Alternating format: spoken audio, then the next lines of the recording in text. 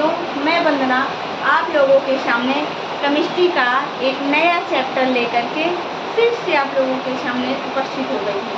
उम्मीद करती हूँ कि कल जो मैं आपको टॉपिक पढ़ाई हूँ वो आप लोगों के समझ में आ गया होगा। आज मैं आप लोगों को केमिस्ट्री क्लास 12 चैप्टर फर्स्ट का एक नया टॉपिक पढ़ाऊँगी जिसका नाम है राउल का नियम।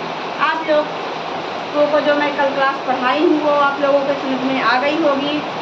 जो आप लोगों के समझ में नहीं आया है उसको आप कमेंट करके मुझे ज़रूर बताइएगा।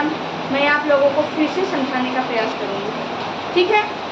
आज मैं आप लोगों को बताऊँगी राउल का नियम। राउल का नियम क्या होता है? राउल के नियम के अनुसार किसी विलायक में क्या है? राउल के नियम के अनुसार किसी विलायक में अवाष्पशील विलेय मिलाने पर प्राप्त विलयन के वाष्प दाब का क्या होता है? प्राप्त विलयन के वाष्प दाब का आपेक्षिक अवनमन विलेय के मोल प्रभाज के बराबर होता है। किसके मोल प्रभाज के बराबर होता है? विलेय के मोल प्रभाज के बराबर होता है। थोड़ा आवाज आ रही होगी क्योंकि पानी गिर रहा है ना। उम्मीद करती हूँ डिस्टर्बेंस नहीं होगी। राउल्ट के नियम के अनुसार किसी विलायक में क्या है? राउल्ट के नियम के अनुसार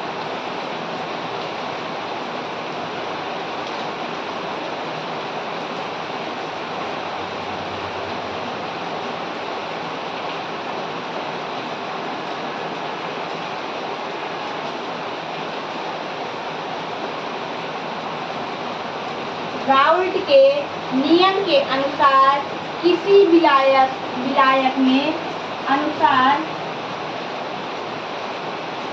किसी विलायक में अवाष्पशील क्या है? अवाष्पशील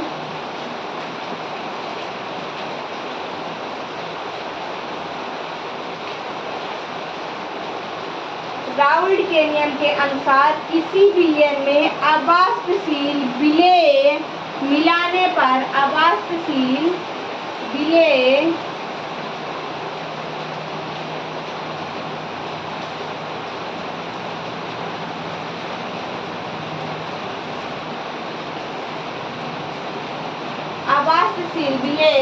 मिलाने पर प्राप्त विलयन के वाष्प दाब का मिलाने पर प्राप्त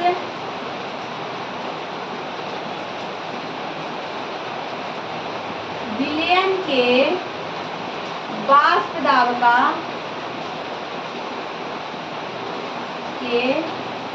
क्या है? प्राप्त विलयन के वाष्प दाब का आपेक्षिक अवनमन क्या है? आपेक्षिक अवनमन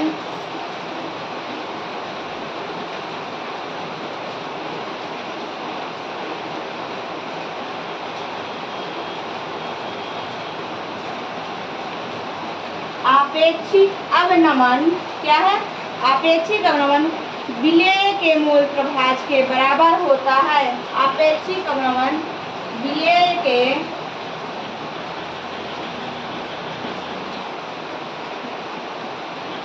मोल प्रभाज के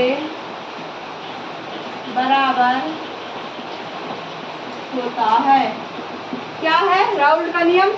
राउल्ट का नियम क्या कहता है? राउल्ट के नियम के अनुसार किसी विलायक में अवाष्पशील विलयन मिलाने पर प्राप्त विलायक के वाष्प दाब का आपेक्षिक अवनमन विलेय के मोल प्रभाज के बराबर होता है। आ गया होगा यहाँ पे समझ में कि राउल्ट के नियम के अनुसार किसी विलायक में अवाष्पशील विलेय कैसा विलेय? अवाष्पशील विलेय मिलाने पर प्राप्त विलयन के वाष्प दाब का आपेक्षिक अवनमन क्या होता है?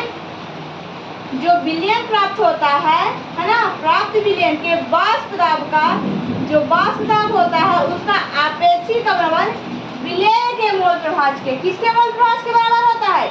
विलेय के मोल प्रभाज के बराबर होता है। राउल्ट के नियम के अनुसार किसी विलयन में अवाष्पशील विलेय मिलाने पर प्राप्त विलयन के वाष्प दाब का आपेक्षिक अवनमन विलेय के मोल प्रभाज के बराबर होता है। समझ में आ गया यहाँ तक? आ गई बातें समझ में?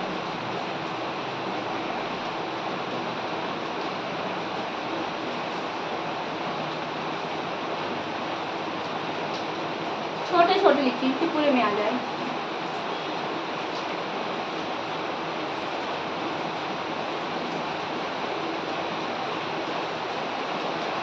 P minus P S oblique P, क्या है ये?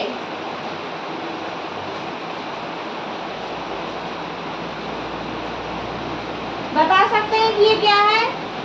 इसको आप लोग क्या बता सकते हैं कि ये क्या है?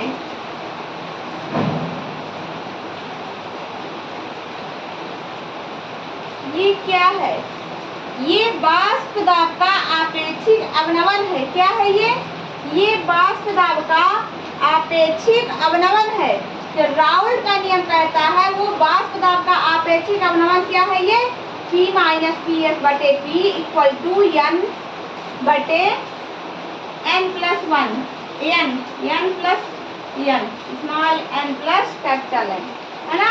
राउल्ट के नियम के अनुसार किसी विलयन में अवाष्पशील विलयन मिलाने पर प्राप्त विलयन के वाष्प दाब का आपेक्षिक अवनमन विलय के मोल प्रभाव के बराबर होता है। ये क्या है?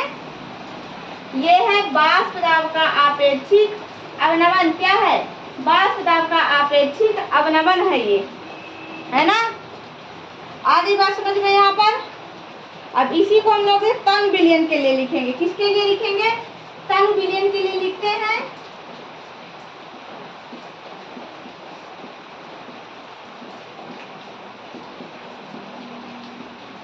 तंग विलयन के लिए क्या होगा सूत्र? n small n plus capital N equal to क्या होगा? इक्वल टू क्या होगा? n। अब क्या लिखेंगे?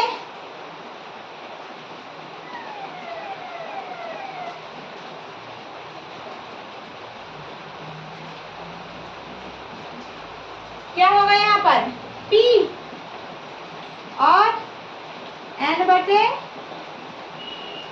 स्मॉल n बटे कैपिटल N होगा। आ गई बात समझ में यहाँ तक? आ गई बात समझ में? अब आगे लिखना P minus P S, P minus P S oblique P equal to W। यहाँ पे W क्या है? बताइएगा थोड़ा सा कमेंट करके कि W यहाँ पे क्या है? W क्या है? W क्या है? M क्या है? ठीक है ना।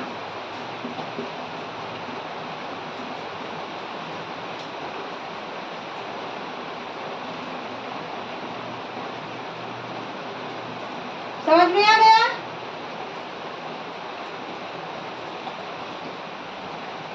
समझ में आ गया तो इसको नोट डाउन करिए। अब फिर आगे आप लोग देखिए।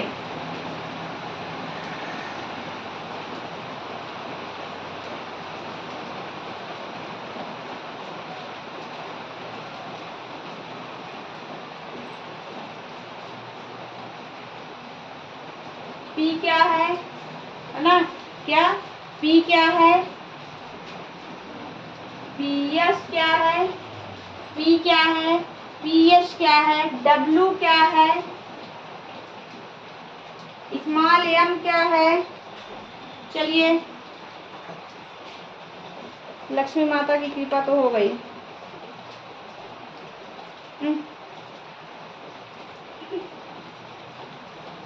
जैसे ही लक्ष्मी माता बोले लाइट भी चली गई, है ना।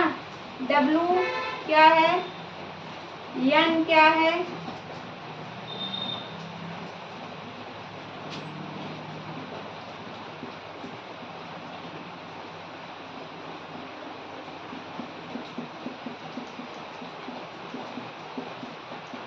बताइए P क्या है? P क्या है? शुद्ध विलायक का वाष्प दाब क्या है?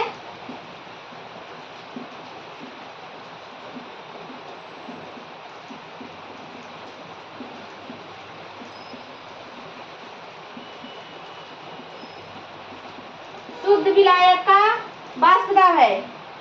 P क्या है? शुद्ध विलायक का वाष्प दाब।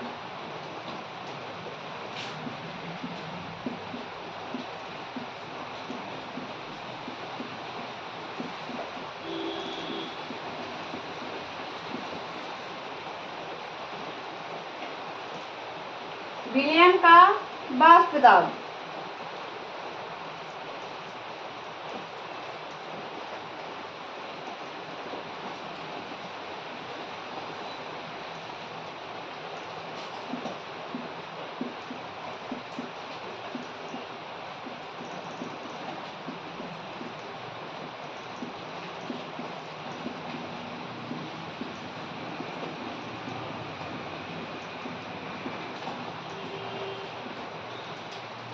W है विलेय का भार, M है विलेय का अणुभार।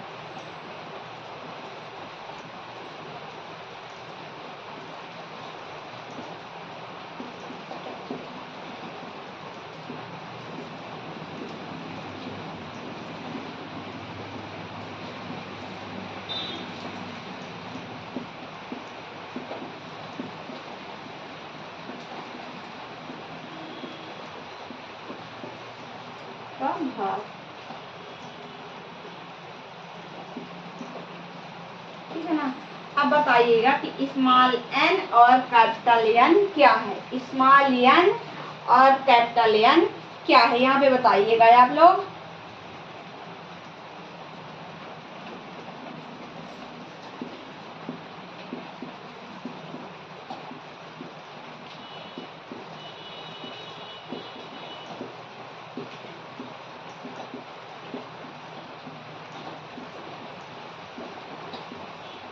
क्या है ये? विलेय का मोल और विलायक का मोल। क्या है?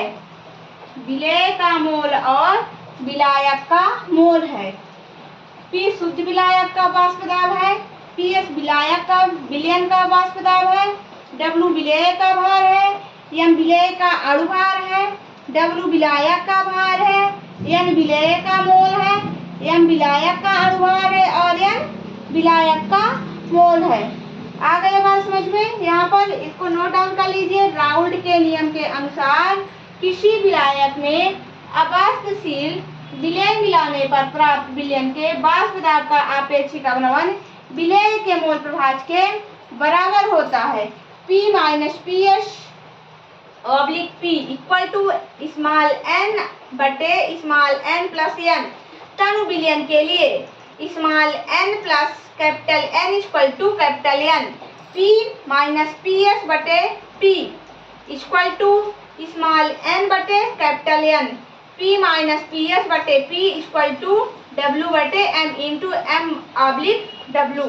आ गई बात समझ में? अब इसको देखते हैं कि कौन क्या चीज है। तो P शुद्ध विलायक का वाष्प दाब है, जबकि PS विलयन का वाष्प दाब है, W विलेय का भार है, M विलेय का अणुभार है, W विलायक का भार है और N विलेय का मोल है, M विलायक का अणुभार है, जबकि N विलायक का मोल है। अब थोड़ी सी चीजें हम यहाँ पे और बताएंगे।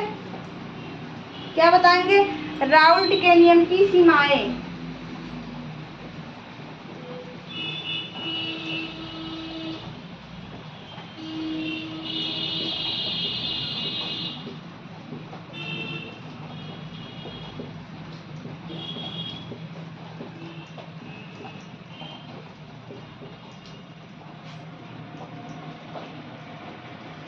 राउल्ट के नियम की पहली सीमा क्या है बताइए?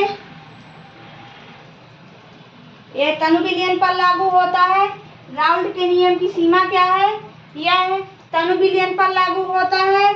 यह अवाष्पशील पदार्थ के विलयन पर लागू होता है। यह विद्युत अपघट्य के विलयन पर लागू नहीं होता है ना। इसमें ताप स्थिर होना चाहिए। क्या कहता है ये? यह तनु विलयन पर लागू होता है। लिखे दे रही हूँ। यह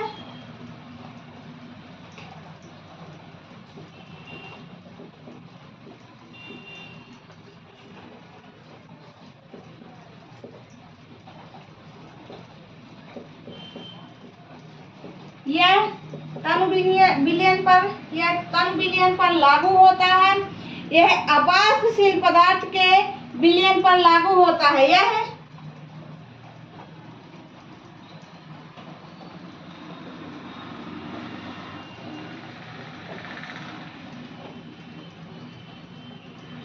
यह अवाष्पशील पदार्थ के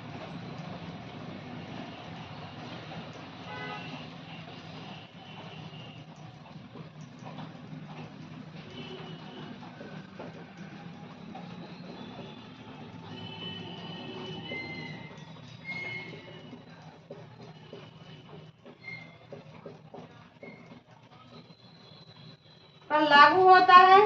अब आगे देखिएगा तीसरा नंबर क्या है। तीसरा क्या है इसका, यह विद्युत अपघट्ट के विलयन पर लागू नहीं होता है। क्या है यह,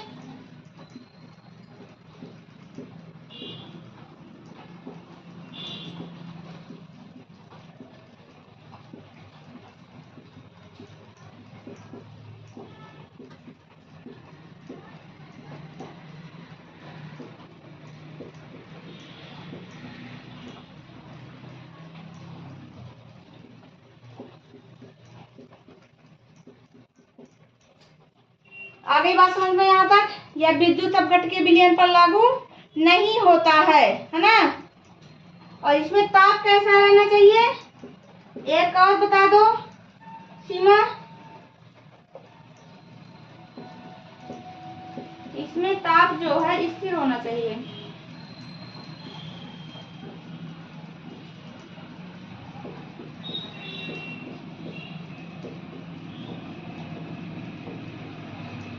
इसमें ताप स्थिर होना चाहिए। देखिएगा राउल्ट के नियम, इसको नोट डाउन करिए, फिर मैं एक बार फिर इसको एक्सप्लेन किए दे रही हूँ।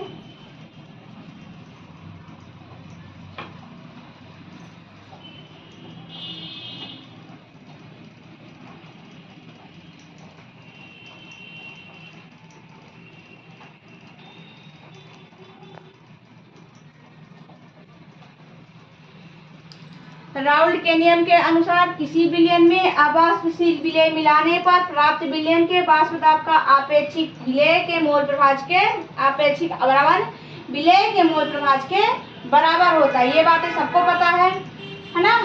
P माइनस पी एस बटे पी, यहाँ तक मैं आपको पूरा समझा चुकी हूँ। अब यहाँ पर जाइए, राउल्ट के नियम की सीमा में जाइए। यह तन विलयन पर लागू नहीं होता है। जो राउल्ट के नियम की पहली सीमा है वो कहती है कि यह तन विलयन पर लागू नहीं होता है ना। क्या होता है, ये तन विलयन पर लागू नहीं होता है, नहीं तन विलयन पर लागू होता है। यह क्या होता है, तन विलयन पर लागू होता है। यह अवाष्पशील पदार्थ के विलयन पर लागू होता है। क्या है, यह अवाष्पशील पदार्थ के विलयन पर लागू होता है। फिर तीसरा, यह विद्युत अपघट्ट के विलयन पर लागू नहीं होता। ये यहाँ पर लागू नहीं होता, यह विद्युत अपघट्ट के विलयन पर लागू नहीं होता है। इसमें ताप स्थिर होना चाहिए। कैसा होना चाहिए इसमें ताप, इसमें जो ताप है वो स्थिर होना चाहिए। आ गई बात समझ में, इसको नोट डाउन कर लीजिए, ठीक है। आज का चैप्टर यही बस पढ़ाऊंगी, यही बस टॉपिक। Thank you class.